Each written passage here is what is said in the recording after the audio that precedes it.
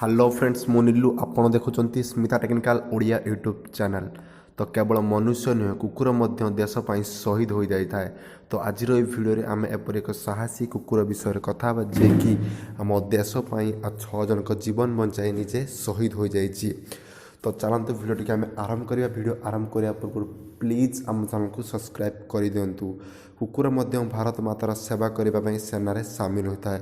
कुकुर रक्षा मनुष्य मैंने सेना और पुलिस रे सामिल करते। कुकुर मैंने बहुत आघ्राण शक्ति अधिका थी से अपराधी को शीघ्र खोजी पाती, तेणु से सेना भर्ती करा जाए।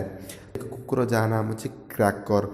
तो गतकाली देशर सुरक्षार एक सेनार कुकुर क्राकर जे कि छत्तीसगढ़ अंचल में शहीद हो जाए निजर जीवन दे से 6 जन जीवन को बचाई देछि।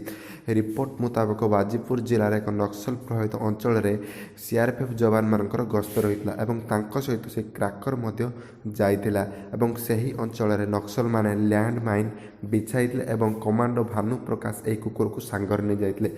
अचानक कुकुर गाड़ी डेई से लैंड माइन पाखक दौड़ी पड़ता एवं लैंड माइन टी ब्लास्ट हो जाता जहाँ फल ये 6 जन जवान जो मैंने गाड़ी थे से जीवन बची जाता।